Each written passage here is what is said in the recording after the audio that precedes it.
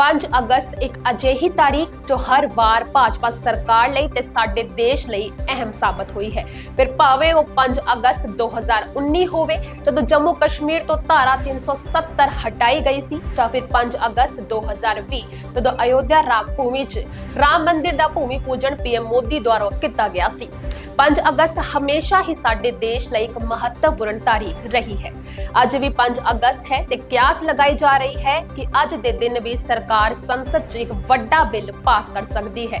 ਇਹ bill Waqf act ਦੇ ਸੰਬੰਧਿਤ ਹੋ ਸਕਦਾ ਹੈ। ਜੇ ਤੁਹਾਨੂੰ ਵਕਫ ਐਕਟ ਜਾਂ ਇਸ ਸੰਬੰਧਿਤ ਕੋਈ ਜਾਣਕਾਰੀ ਨਹੀਂ ਹੈ ਤਾਂ ਅੱਜ ਇਸ ਵੀਡੀਓ 'ਚ ਤੁਹਾਨੂੰ ਇਸ ਬਾਰੇ ਜਾਣਕਾਰੀ ਦਵਾਂਗੇ। ਨਮਸਤੇ, ਸਤਿ ਸ਼੍ਰੀ ਅਕਾਲ, ਤੁਸੀਂ ਦੇਖ ਰਹੇ ਹੋ ਰਿਤਮ ਪੰਜਾਬੀ ਤੇ ਮੈਂ ਹਾਂ ਸ਼ਿਵਾਨੀ ਅਰੋੜਾ। ਅੱਜ ਇਸ ਵੀਡੀਓ 'ਚ ਅਸੀਂ ਗੱਲ ਕਰਾਂਗੇ ਵਕਫ ਐਕਟ ਬਾਰੇ। ਕੀ ਹੈ ਵਕਫ ਐਕਟ, ਕਦੋਂ ਅਤੇ ਕਿਸ ਦੁਆਰਾ ਇਸ ਦੀ ਸ਼ੁਰੂਆਤ ਕੀਤੀ ਗਈ ਸੀ ਤੇ ਸਰਕਾਰ ਇਸ ਐਕਟ 'ਚ ਬਦਲਾਅ ਕਿਉਂ ਲਿਆਉਣਾ ਚਾਹੁੰਦੀ ਹੈ।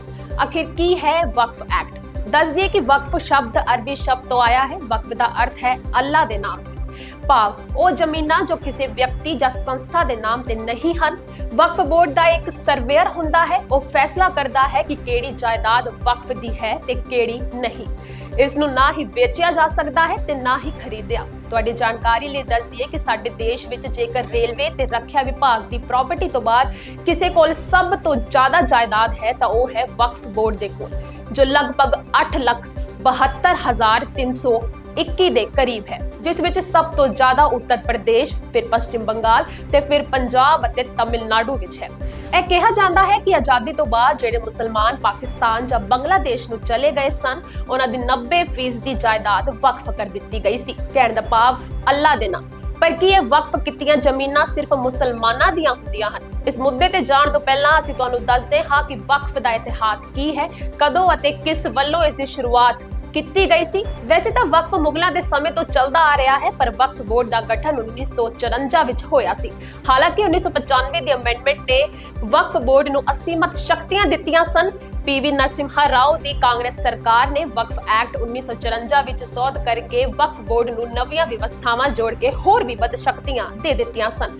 ਵਕਫ ਐਕਟ 1995 ਦੀ ਧਾਰਾ 3R ਦੇ ਅਨੁਸਾਰ ਜੇਕਰ ਕਿਸੇ ਵੀ ਸੰਪત્ਤੀ ਨੂੰ ਕਿਸੇ ਮਕਸਦ ਲਈ ਮੁਸਲਿਮ ਕਾਨੂੰਨ ਦੇ ਅਨੁਸਾਰ ਪਵਿੱਤਰ, ਧਾਰਮਿਕ ਜਾਂ ਚੈਰੀਟੇਬਲ ਮੰਨਿਆ ਜਾਂਦਾ ਹੈ ਤਾਂ ਇਹ ਵਕਫ ਸੰਪत्ति ਬਣ ਜਾਂਦੀ ਹੈ। ਵਕਫ ਐਕਟ 1995 ਦੀ ਧਾਰਾ 40 ਕਹਿੰਦੀ ਹੈ ਕਿ ਵਕਫ ਸਰਵੇਅਰ ਅਤੇ ਵਕਫ ਬੋਰਡ ਤੈਅ ਕਰਨਗੇ ਕਿ ਇਹ ਜ਼ਮੀਨ ਕਿਸ ਦੀ ਹੈ। ਬਾਅਦ ਵਿੱਚ ਸਾਲ 2013 ਵਿੱਚ ਭਾਵ ਮਨਮੋਹਨ ਸਿੰਘ ਦੀ ਸਰਕਾਰ ਦੌਰਾਨ ਇਸ ਵਿੱਚ ਬਦਲਾਅ ਲਾਏ ਗਏ ਸਨ, ਜਿਸ ਨੇ ਵਕਫ ਨੂੰ ਹੋਰ ਸ਼ਕਤੀਆਂ ਦੇ ਦਿੱਤੀਆਂ ਸਨ। ਜੇਕਰ ਆਸਾਨ ਭਾਸ਼ਾ ਵਿੱਚ ਵਕਫ ਬੋਰਡ ਬਾਰੇ ਜਾਣੀਏ ਤਾਂ ਵਕਫ ਬੋਰਡ ਵਕਫ ਜਾਇਦਾਦਾਂ ਦਾ ਪ੍ਰਬੰਧਨ ਹੁੰਦਾ ਹੈ। ਵਕਫ ਨੂੰ ਦਾਨ ਦਾ ਇੱਕ ਰੂਪ ਮੰਨਿਆ ਜਾਂਦਾ ਹੈ। ਵਕਫ ਮੁਸਲਿਮ ਭਾਈਚਾਰੇ ਦੇ ਵਿਕਾਸ ਲਈ ਦਿੱਤੀ ਗਈ ਜਾਇਦਾਦ ਹੈ। ਹਰੇਕ ਰਾਜ ਦੇ ਵਕਫ ਬੋਰਡ ਜਾਇਦਾਦ ਦੇ ਮੁਨਾਫੇ ਦਾ ਪ੍ਰਬੰਧ ਕਰਦੇ ਹਨ। ਜਵਾਹਰ ਲਾਲ ਨਹਿਰੂ ਸਰਕਾਰ ਨੇ 1954 ਵਿੱਚ ਵਕਫ ਐਕਟ ਪਾਸ ਕੀਤਾ ਸੀ। ਸਰਕਾਰ ਨੇ 1964 ਵਿੱਚ ਕੇਂਦਰੀ ਵਕਫ ਕੌਂਸਲ ਦੀ ਸਥਾਪਨਾ ਕੀਤੀ ਸੀ। ਹਰੇਕ ਸੂਬਾ ਅਤੇ ਕੇਂਦਰ ਸ਼ਾਸਿਤ ਪ੍ਰਦੇਸ਼ ਵਿੱਚ ਵਕਫ ਬੋਰਡਾਂ ਦੇ ਗਠਨ ਦੀ ਆਗਿਆ ਦੇਣ ਲਈ ਕਾਨੂੰਨ ਵਿੱਚ 1995 ਵਿੱਚ ਬਦਲਾਅ ਕੀਤੇ ਗਏ ਸਨ। ਵਕਫ ਬੋਰਡ ਇਹ ਯਕੀਨੀ ਬਣਾਉਣ ਲਈ ਜ਼ਿੰਮੇਵਾਰ ਹੈ ਕਿ ਵਕਫ ਸੰਪत्ति ਤੋਂ ਹੋਣ ਵਾਲੀ ਆਮਦਨ ਨੂੰ ਮੁਸਲਿਮ ਭਾਈਚਾਰੇ ਦੇ ਵਿਕਾਸ ਲਈ ਵਰਤਿਆ ਜਾਵੇ। ਬਿਹਾਰ ਵਰਗੇ ਸੂਬਿਆਂ ਵਿੱਚ ਸ਼ੀਆ ਅਤੇ ਸੁੰਨੀ ਵਰਗੇ ਦੋ ਵੱਖ-ਵੱਖ ਬੋਰਡ ਹਨ। ਵਕਫ ਬੋਰਡ ਕੋਲ ਕਰੀਬ 8.7 ਲੱਖ ਜਾਇਦਾਦਾਂ ਹਨ, ਜਿਨ੍ਹਾਂ ਦਾ ਕੁੱਲ ਰਕਬਾ ਕਰੀਬ 9.4 ਲੱਖ ਏਕੜ ਹੈ। ਤੁਹਾਡੀ ਜਾਣਕਾਰੀ ਲਈ ਦੱਸ ਦਈਏ ਕਿ ਦੇਸ਼ ਭਰ ਵਿੱਚ ਕੁੱਲ 32 ਵਕਫ ਬੋਰਡ ਹਨ। ਹੁਣ ਚੱਲਦੇ ਹਾਂ ਆਪਣੇ ਉਸ ਸਵਾਲ ਉੱਤੇ ਜਿਹੜਾ ਅਸੀਂ ਵੀਡੀਓ ਦੀ ਸ਼ੁਰੂਆਤ ਤੇ ਪੁੱਛਿਆ ਸੀ ਕਿ ਇਹ ਵਕਫ ਕੀਤੀਆਂ ਜ਼ਮੀਨਾਂ ਸਿਰਫ ਮੁਸਲਮਾਨਾਂ ਦੀਆਂ ਹੁੰਦੀਆਂ ਹਨ। ਜਵਾਬ ਹੈ ਨਹੀਂ। ਇਹ ਅਸੀਂ ਨਹੀਂ ਬਲਕਿ ਅਖਬਾਰਾਂ ਦੀਆਂ ਸੁਰਖੀਆਂ ਕਹਿ ਰਹੀਆਂ ਹਨ। ਵਕਫ ਐਕਟ ਦਾ ਇਸਤੇਮਾਲ ਕਈ ਵਾਰ ਹਿੰਦੂ ਜ਼ਮੀਨਾਂ ਨੂੰ ਵੀ ਹੜਪਣ ਲਈ ਕੀਤਾ ਗਿਆ ਸੀ। ਸਿਰਫ ਹਿੰਦੂ ਮੰਦਿਰ ਜਾਂ ਜ਼ਮੀਨਾਂ ਹੀ ਨਹੀਂ, ਇਹਨਾਂ ਨੇ ਤਾਂ ਇਹ ਤਾਂ ਕਹਿ ਦਿੱਤਾ ਸੀ ਕਿ ਸ਼ਾਹਜਹਾਂ ਦੁਆਰਾ ਬਣਾਇਆ ਗਿਆ ਤਾਜ ਮਹਿਲ ਵੀ ਵਕਫ ਹੈ। ਇਹ ਮਾਮਲਾ ਜਦੋਂ ਸੁਪਰੀਮ ਕੋਰਟ ਗਿਆ ਤਾਂ ਕੋਰਟ ਨੇ ਬੋਰਡ ਤੋਂ ਸਵਾਲ ਕੀਤਾ ਕਿ ਉਹਨਾਂ ਕੋਲ ਕੋਈ ਸਾਈਨਡ ਡਾਕੂਮੈਂਟ ਹੈ ਤਾਂ ਵਕਫ ਬੋਰਡ ਨੇ ਉਸ ਦੇ ਇਨਕਾਰ ਕਰ ਦਿੱਤਾ। ਮਾਮਲਾ ਸਿਰਫ ਇਹ ਨਹੀਂ ਹੈ, ਵਕਫ ਬੋਰਡ ਨੇ ਤਾਂ ਹੋਰ ਵੀ ਕਈ ਜ਼ਮੀਨਾਂ ਤੇ ਆਪਣਾ ਹੱਕ ਜਮਾਇਆ ਸੀ, ਜਿਸ ਵਿੱਚ ਦੁਆਰਕਾ ਦੇ 2 ਟਾਪੂ ਵੀ ਸਨ, ਪਰ ਫਿਰ ਵੀ ਇਸ ਤੇ ਵੀ ਹੱਕ ਜਮਾਉਣ ਤੇ ਉਹ ਨਾਕਾਮਯਾਬ ਰਹੇ। ਸਿਰਫ ਇੰਨਾ ਹੀ ਨਹੀਂ, ਹੱਦ ਤਾਂ ਉਦੋਂ ਹੋ ਗਈ ਜਦੋਂ ਇਸ ਬੋਰਡ ਨੇ 2022 ਚ ਤਮਿਲਨਾਡੂ ਦੇ ਇੱਕ ਪਿੰਡ 'ਚ ਪੂਰਾ ਦਾ ਪੂਰਾ ਆਪਣਾ ਹੱਕ ਜਮਾਇਆ ਸੀ, ਜਿੱਥੇ ਇੱਕ ਸ਼ਿਵ ਮੰਦਿਰ ਵੀ ਸੀ।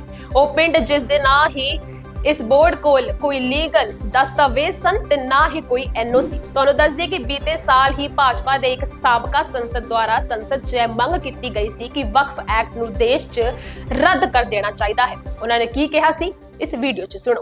मैं आपके माध्यम से जनहित से जुड़े एक अत्यंत ज्वलंत मुद्दे की तरफ सरकार और सदन का ध्यान आकर्षित करता हूँ। महोदय, वक्फ एक्ट 1995 के प्रावधान देश के संविधान के मूल ढांचे के विरुद्ध हैं, क्योंकि वह न केवल न्यायपालिका की स्वतंत्रता और अहमियत को बाधित करते हैं बल्कि देश के पंथ निरपेक्ष स्वरूप को भी विघटित करते हैं। महोदय, देश भर के सभी 32 वक्फ बोर्ड के सभी सदस्य मुस्लिम समुदाय के होते हैं। उन बोर्डों के वक्फ एक्ट 1995 के द्वारा इतनी शक्ति दी गई है कि वह किसी भी व्यक्ति की किसी भी संपत्ति पर अपना दावा कर दें तो वह वक्फ की संपत्ति मानी जाएगी और उनके उस दावे को किसी अदालत में भी चुनौती नहीं दी जा सकती। महोदय, उदाहरण के लिए आप झुंझुनू जिले से आते हैं। यदि आपके मकान या कृषि भूमि को वक्फ बोर्ड अपनी संपत्ति घोषित कर दे तो आपके पास किसी न्यायालय में भी जाने चुनौती देने का अधिकार नहीं है। आपको केवल उस बोर्ड के सामने पेश होना होगा जिसने आपकी संपत्ति को वक्फ संपत्ति घोषित कर आपकी ज़मीन छीन ली है। अर्थात चोर, थानेदार तथा न्यायाधीश की सभी शक्तियां वक्फ बोर्ड को दे दी गई हैं। मानवर एक्ट के अकूत शक्ति संपन्न अधिकारों के प्रावधान देकर ऐसा लगता है मानो मात्र हिंदू, सिख, जैन, बौद्ध आदि की संपत्तियों पर कब्जा करने के लिए यह एक्ट विगत सरकार ने बनाया है, जिसमें पीड़ित पक्ष से किसी अदालत में चुनौती देने के अधिकार को भी छीन लिया गया है। महोदय, तमिलनाडु के त्रिची जिले में 95% हिंदू आबादी वाला एक गांव है तिसचैंथुरई। बोर्ड ने पूरे गांव की संपत्ति को अपनी संपत्ति घोषित कर दिया। आश्चर्य को उस गांव के 1500 वर्ष पुराने मंदिर को जो इस्लाम को आने से पूर्व बना था उसे भी अपनी संपत्ति घोषित कर दिया। वक्फ बोर्ड को मिली असीमित शक्तियों के दुरुपयोग का यह जीता जागता उदाहरण है। महोदय, एक देश में दो विधान नहीं हो सकते। यह एक्ट देश की न्यायपालिका की स्वतंत्रता व श्रेष्ठता के खिलाफ है, देश में अलगाव व नफरत पैदा करता है, देश की एकता तथा अखंडता तथा सामाजिक सौहार्द को बिगाड़ रहा है। महोदय, मैं इस एक्ट का निचोड़ एक वाक्य में यदि बोलना चाहूं तो कहूंगा कि वक्फ एक्ट 1995 भारत में इस्लामीकरण स्थापित करने का सबसे बड़ा हथियार बन गया है। अतः मैं सरकार से देश हित में इस असंवैधानिक और अतार्किक वक्फ एक्ट 1995 को तत्काल रद्द करने की मांग करता हूं। ਹੁਣ ਇਸ ਐਕਟ 'ਚ ਬਦਲਾਅ ਹੋਣਾ ਕਿਉਂ ਜ਼ਰੂਰੀ ਹੈ ਤਾਂ ਤੁਸੀਂ ਸਭ ਜਾਣ ਹੀ ਗਏ ਹੋਵੋਗੇ। ਹੁਣ ਇਹ ਦੇਖਣਾ ਬੜਾ ਦਿਲਚਸਪ ਹੋਵੇਗਾ ਕਿ ਆਖਿਰ ਕੇਂਦਰ ਸਰਕਾਰ ਇਸ ਐਕਟ 'ਚ ਕੀ ਬਦਲਾਅ ਲਿਆਉਂਦੀ ਹੈ ਤਾਂ ਜੋ ਸਾਡੇ ਦੇਸ਼ ਦੀਆਂ ਜ਼ਮੀਨਾਂ ਤੇ ਜਾਇਦਾਦਾਂ ਨੂੰ ਵਕਫ ਦੇ ਨਾਮ ਤੇ ਕਬਜ਼ਾ ਕਰਨ ਵਾਲੇ ਲੋਕਾਂ ਤੋਂ ਬਚਾਇਆ ਜਾ ਸਕੇ।